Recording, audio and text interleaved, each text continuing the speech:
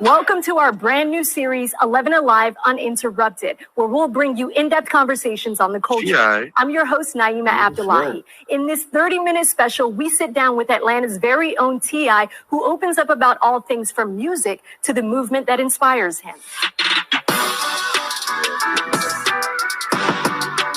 Joining me right now at the iconic Trap Music Museum, we have the founder, the innovator, someone who envisioned this. Is this not the most? How does it feel to sit here today and just to see the curation that came from your imagination? For one, it feels like a collective effort. You know, this is the culmination of thoughts, ideas, visions, and contributions of so many of a community of artists, you know, and not to mention the contributions that came from the most significant contributors to the culture of trap music. How does this space really preserve the history of trap music versus how it may be told in the mainstream? Like, what dots does it connect that kind of adds texture to that narrative?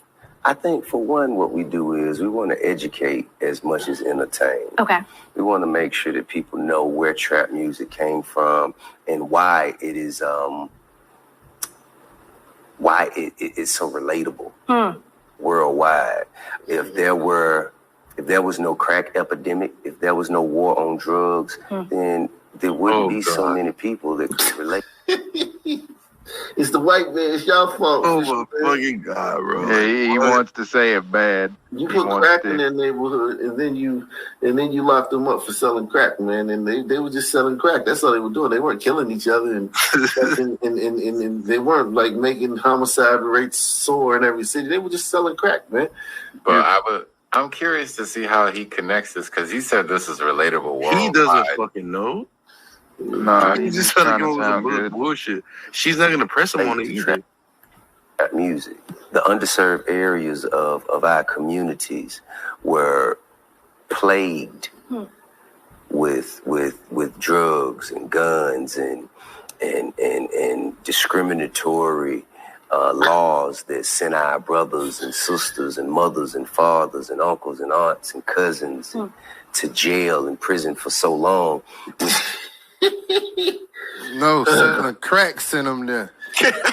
Yo, and you know the sad part about this shit is that most black people believe this shit. Like, most people believe this shit. Like, they believe in this dumb shit. That's why he's saying it, because he's a black person.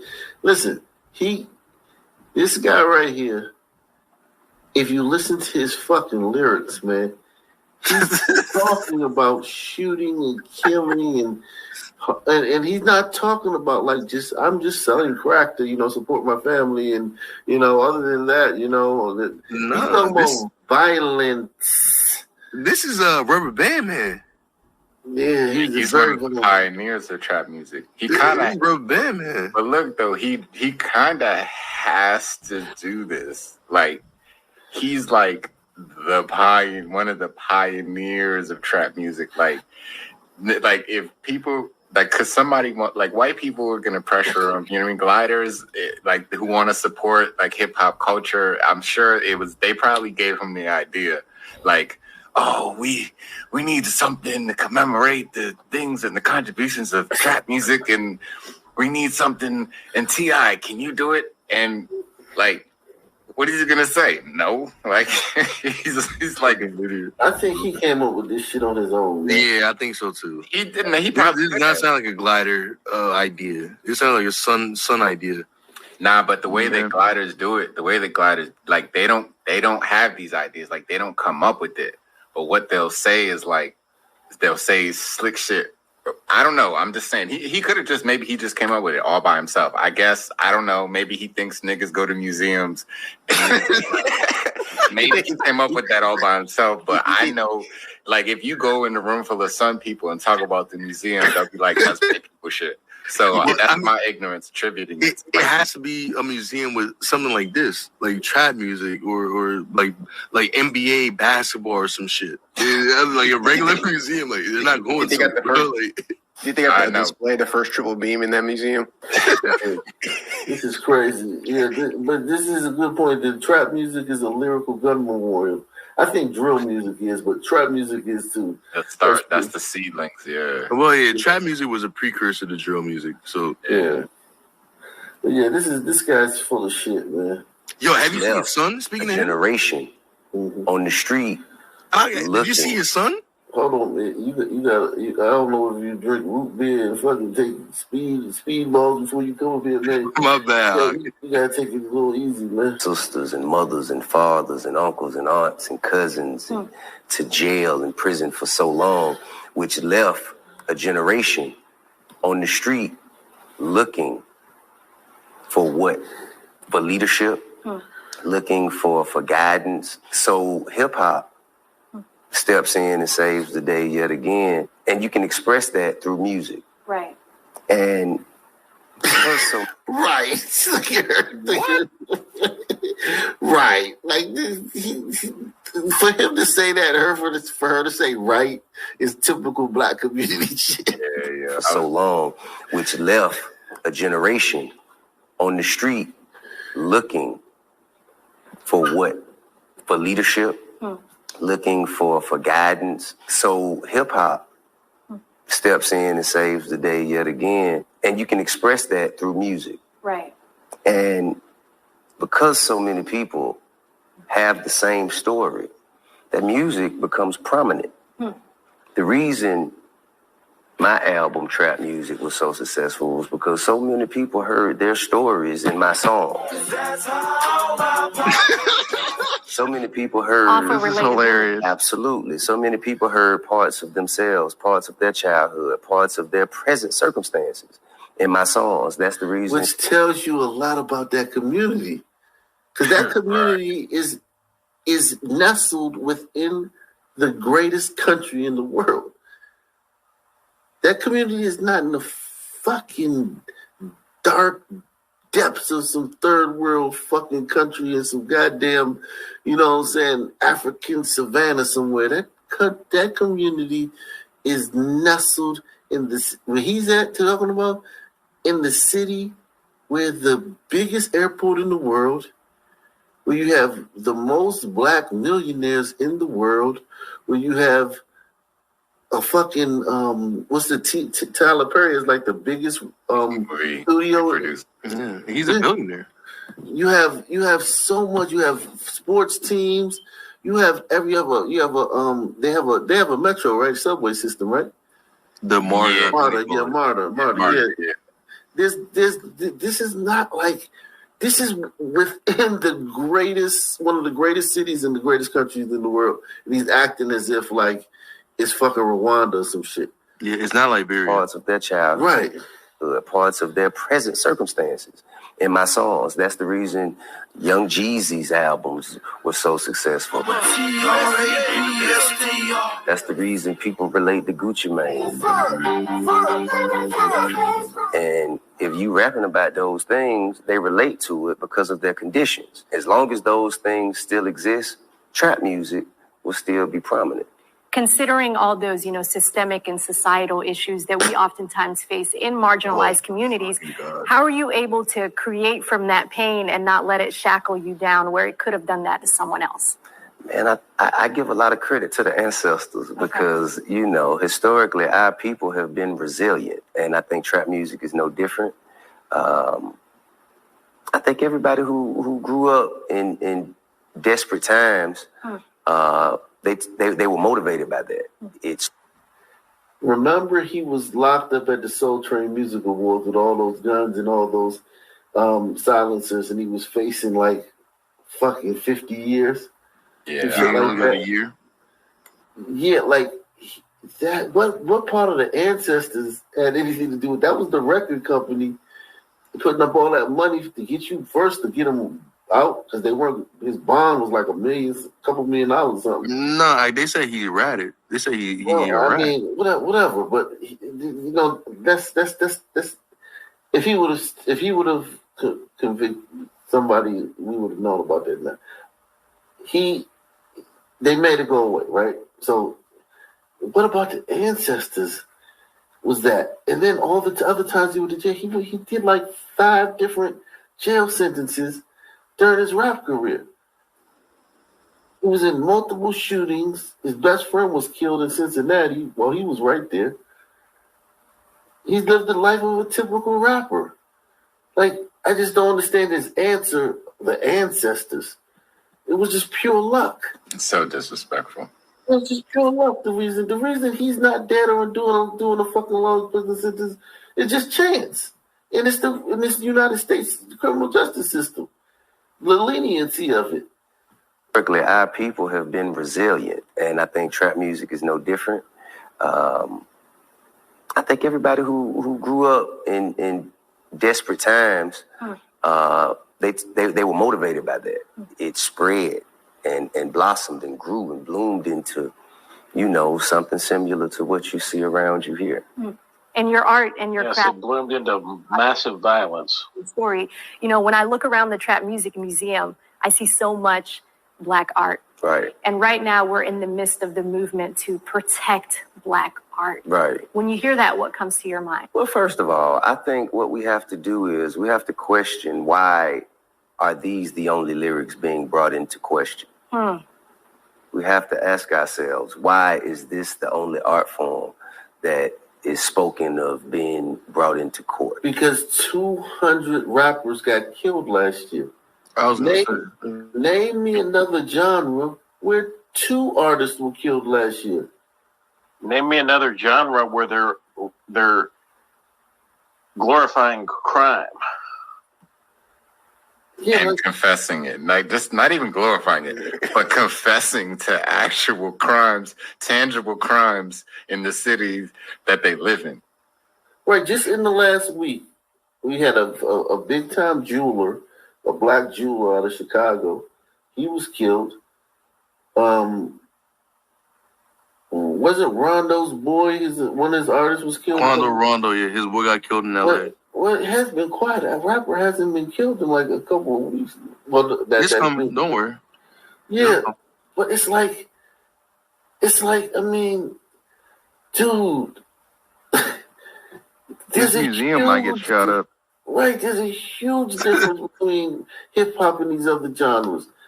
I mean, like, a huge difference. And for him to act like there's like why are country singers? That's what I want to ask you. Do you think these people, like, they know and they're just playing dummy, or are they just that stupid? Both. I think sister's both. Yeah, that sister, she's both. And you gotta think about, she's not even from this country, so her parents from Somalia or Eritrea her or parents somewhere. probably came here from the bottom and grinded up to get her to the position where she could be even talking to him. And now you heard what she said, how marginalized communities like ours. Where are you from, sweetheart? And she's shitting on everything her parents work for this stupid shit. I hate that marginalized community talk words. Me too, yeah. Where we are, and some people, she's stuck too, because she can't do anything but go along with this because she needs acceptance from someone, because she's already on the fringe. Right, yeah. If she was to come out railing against this shit, they'd be like, "Bitch, you from Somalia." Right. And they're fucking try to pull her hair out. Is spoken of being brought into court. I think that we have to kind of put ourselves in the minds of artists, and that's the problem. Okay. Because most people in a legal setting, they can't fathom the way an artist's mind works. Okay. And a lot of times people can't separate the reality from fiction. However, it's very easily done when we're talking about films. Very easily done when we're talking about video games. The people who created Grand Theft Auto, they're not being brought up on charges. I think it's because the guy who created Grand Theft Auto didn't shoot the guy who created fucking Bond or Doom or some shit like that, or fucking goddamn. Or anybody for that money, for that matter. Yeah. Like, they're not going back and forth on Twitter about killing each other. They can't be this stupid. He can't be this stupid. Nah, it's not it. I'm telling you, man, in the Black community, he cannot be this stupid. Like, he can't. He's not. And the thing is, he's talking. Hold on, his audience is that stupid. No, if he's peddling it to a certain audience, All he has to do is convince them. All he has to do, yeah. Yo, he's talking about the creators of GTA and all this shit. He has literal pictures of people who have committed murders behind him in his trap museum. Like, he cannot be this stupid, this unaware. Sun community, this is perfect logic. It's not even about a smart or dumb thing. It's like a logic stream, a thought stream that in the Sun community, this makes sense. Like you could think this, like literally, you could be a Sun person. You can think that he's made all this gangster music, but then you hear him say, well, they don't go after the GTA thing. Like that whole thing would just magically disappear. Like it does make sense to a Sun person, yeah. Yeah. Like why is he why is they not going after Al Pacino? He played Godfather, he played Lefty Ruggiero, he played fucking, you know what I'm saying? He played Scarface and well, you know, there's no difference than me and my music. But here's the thing, though. When does Al Pacino go to the club after the fucking premiere of fucking Scarface and shoot it up? Yeah, like, what the fuck are they talking about? Is Al Pacino, Robert De Niro been beefing for years and 6 members of De Niro's clique have been killed and 7 members of Pacino's clique have been killed? Like, what the fuck is he talking about? It's very easily done when we're talking about films. Very easily done when we're talking about video games.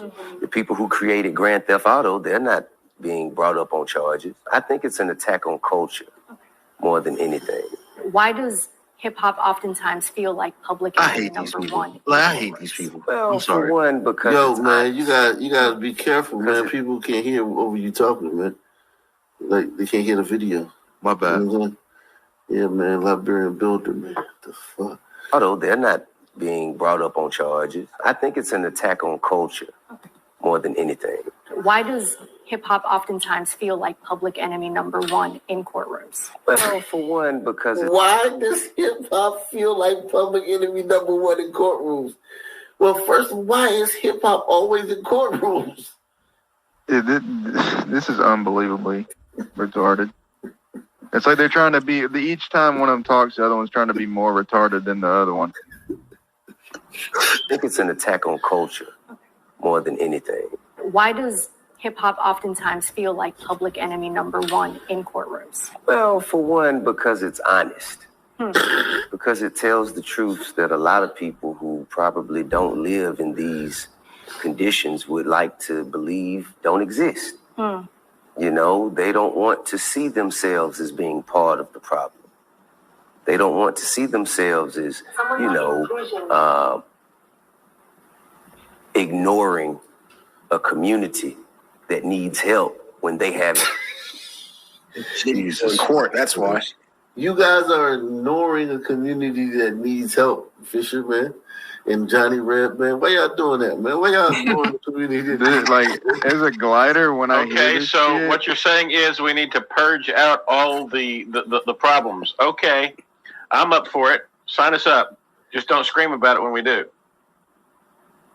I mean, why are you guys ignoring the community? when I hear this shit, my thoughts are like, as a glider, letting these types of people run anything important is just gonna send us into the fucking Stone Age. But that's why what's his name? Buckhead is trying to separate from Atlanta. Right. Shit like this. This is gold, though. Like when I saw it, I was like, this is gonna be very, very, very, very interesting, man. This guy. I mean, the more he talks, he uses a lot of big words, but he really isn't saying anything profound. He's just using, big words and whatnot. I don't even think he knows what they mean. But he doesn't have depth. Like he's very vapid in lacking of depth. Part of the problem. They don't want to see themselves as, ignoring a community that needs help when they have an opportunity and an ability to help them. It holds the mirror up to society. These are the forgotten ones, the forgotten voices that you thought that you had. Damn, she got a big head. gotten so successful that you no longer had to see or hear. And now here you are hearing them louder than you ever thought. But at the same time, the best advice to any rapper who makes it big is to never go back to the city where you're from. Facts. Exactly. He won't talk about that. Well, even Jesus knew that you're never accepted in the city you're born in, right? Yeah. To society. You know, the white country stars are always accepted in the city. Bruce Springsteen can go back to his fucking city every time. Blake Shelton can go back to his city any fucking time he wants that to go happen. Actually, these are Gucci said the forgotten ones, the forgotten voices that you thought that you had gotten so successful that you no longer had to see or hear. And now here you are hearing them louder than you ever thought you would. I believe it's that notion that causes hip hop to be under attack time and time again. You have a lens of seeing movements take off before the rest of the world sees it pop off in the mainstream and on a global scale. When we say the Young Thug name, it's a brand that's recognized globally. Right. But this is an artist who you saw the craft from the beginning. What is it like to chase your dream in Atlanta, to start off with nothing? Start off in Jonesboro South, start off in Zone 3, start off in Sylvan Hill with nothing, and you find a way to reach the American dream. Tell us about that come-up story and what you were able to witness with his success. It would be likened to the idea, similar to the thought. The fuck is he talking about? It would prove that this white supremacy thing ain't real. But I'm not gonna say that. Walking in a store and buying a lottery ticket that hit the Mega Millions.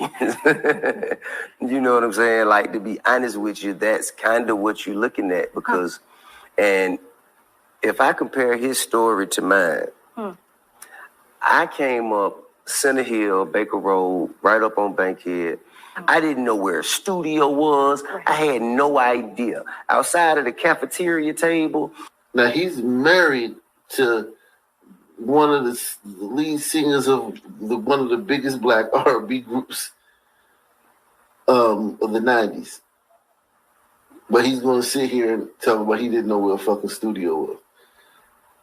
He's been with that girl since the fucking 90s. Yeah, she supported him when his first album flopped. Why we always gotta have a fake ass sob story? You know what I'm saying? Nobody was there for us. Your fucking wife, and then your girlfriend, is one of the 4 members of one of the top R&B groups in history. Right. I'm about to say in the world. Yeah, like what the fuck is he talking about? Like, now I get it, all the street shit and hustling he did and all that stuff, but as far as like not knowing where the studio was, that's a stretch. He's talking about his victimhood is what he's talking about. Right, he didn't have to do all of that. Like we could have, like your struggle, we could have seen your struggle without you doing all of that. You did too much right there. To mine, I came up Center Hill, Baker Road, right up on Bankhead. I didn't know where a studio was. I had no idea. Outside of the cafeteria table or freestyling with my partners on the corner, I didn't know how to find my way to success. And it was just a series of steps and introductions and capitalizing off of meeting one person and impressing him and then being introduced to another person and impressing them. And over a course or a period of time, I found myself in the light. And I feel that it had to have been that difficult or even more for Thugger. He didn't come from, a family that knew how to get him in front of people so he could display his talent. So he kind of had to work a Rubik's Cube through a maze of obstacles to find himself in a position to not only where he could present his art to people. Now, the guy he's talking about is the leader of one of the biggest gangs in the land. Isn't he? And a Rubik's Cube is sheer math. If you know math and you know the formula, you can solve a Rubik's Cube. It's not a mystery. Yeah, but the average person ain't solving it. The average, it's a legitimate art obstacle. I want to ask you, did you see his son? Yeah, his son. Jesus. I don't want to get off on that because he's got like a bunch of sons and only one is a fucking dickhead. He got a bunch of other sons that's doing really good.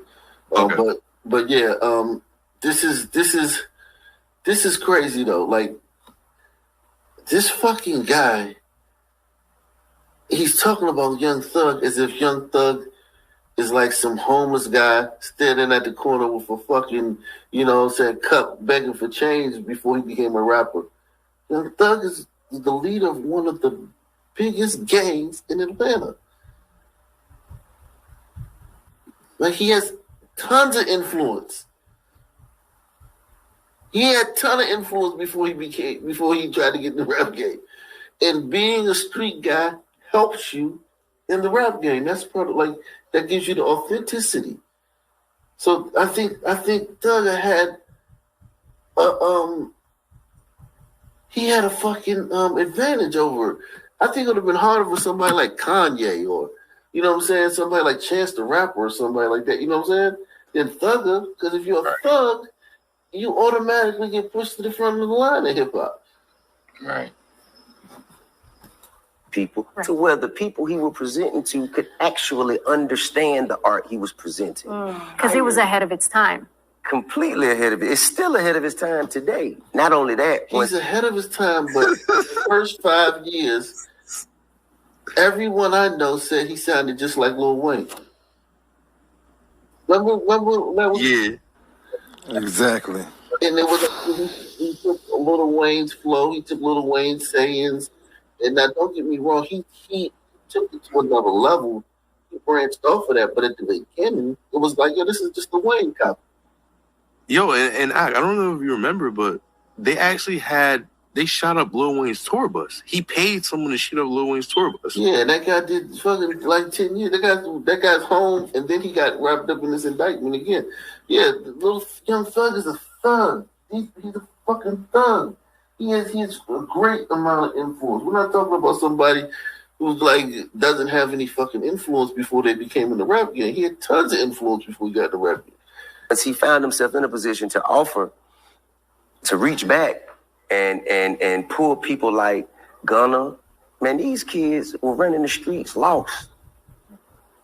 Their parents had no true means of creating any kind or establishing any kind of wealth or sustainability for themselves. And through the vision, through the art and the execution of that art, a Young Thug, all of that was made possible. I don't really know anything about the other stuff that they're talking about because I haven't seen that, But why isn't this story being told? Why isn't this story? That story is being told.